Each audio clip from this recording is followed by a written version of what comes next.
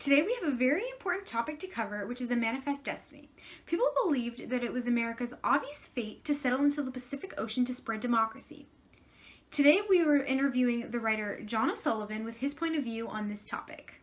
Hello, Olivia.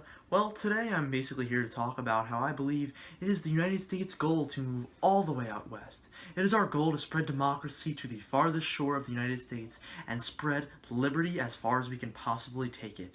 It is God's goal for the United States to spread as far as it possibly can, and we should have no government or any kind of people stand in the way of achieving that mission. Thank you, John. Now on to our reporter with more information. Now I know what you're thinking. If America's expanded, will our pro-slavery president, John Tyler, allow slavery in the new territories? This is a big issue that lots of authorities are working on, and we will keep you updated.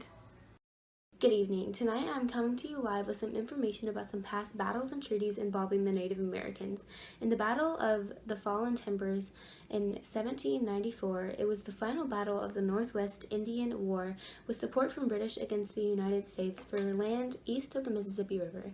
This land was given to the United States in the Treaty of Paris of 1783, but Native Americans refused, even though this ultimately led to the American offense and subsequent British/Indian withdrawal from the battle altogether following the Treaty of Greenville.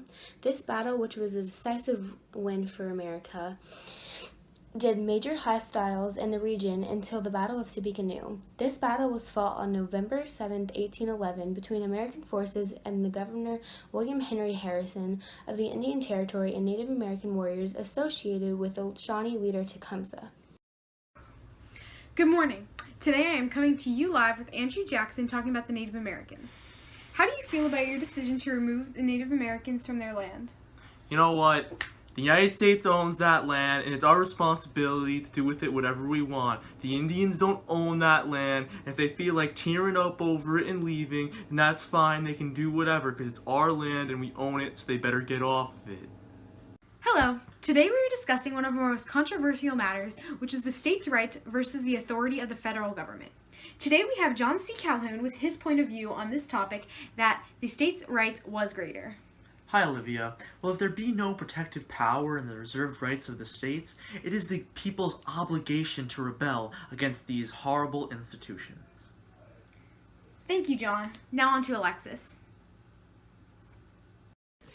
Hello, today I'm talking to you about how the Seminoles decided to fight against the Indian Removal Act.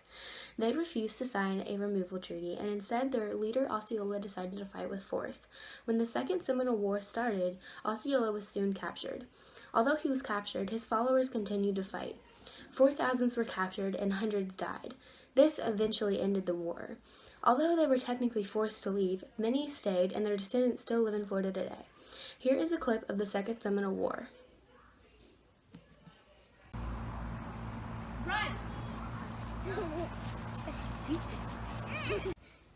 Good afternoon, this is your host, Mika Rosarina.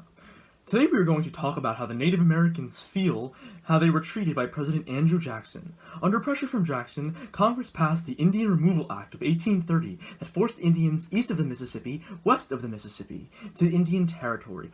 5 tribes were affected: the Cherokee, the Creek, the Choctaw, the Chickasaw, and the Seminole. When the Choctaw leaders signed the Treaty of the Dancing Rabbit Creek, they gave up their land and moved to Indian Territory, but on that move, 1/4 of them died. The Chickasaw tried to do something different, so they negotiated a treaty for better supplies, but still many lives were lost. The Cherokee tried to adopt white culture with a treaty, but that did not protect them after gold was found on their land. The Cherokee mainly spoke their language Iroquoian. The Cherokee Nation even took Georgia to court in the Supreme Court case, Worcester versus Georgia, and then Judge Marshall ruled that Georgia had no way to force the Cherokees off of their land. President Jackson did not enforce this ruling. Thanks to our reporter Nick, now we're on to Alexis with an interview with a Cherokee survivor from the 800-mile-long Trail of Tears. Thank you, Olivia. Hello. How was your journey through the Trail of Tears? It took a long time. Many people died from disease, starvation, and harsh weather conditions. Many people cried when family members died. It was horrific. How do you feel about how President Andrew Jackson treated you? He did not treat us fairly. Our rights are being invaded. We did the right thing by not fighting with with the Fords by going to the court. We won the case, Worcester versus Georgia, and we still were forced to leave, and that's not fair. Thank you. During McCullough versus Maryland, the cashier of the bank's branch in Maryland refused to pay tax. He was taken to court, and the resulting case went to the U.S. Supreme Court. In this case, the court ruled that the national bank was constitutional.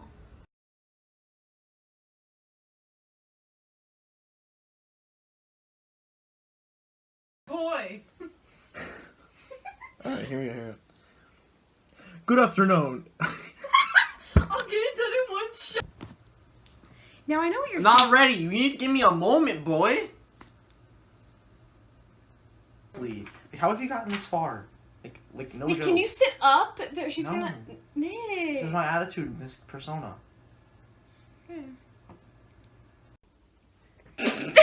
Get out. Get out. Miss Olivia reading off of a teleprompter. I today stand here, and I stand Stop, here stop, in stop, favor stop, of stop, human stop. progress. I don't want anybody constricting where I can live. I'm going to spread democracy until it can spread no more. We'll keep you updated. What is your problem?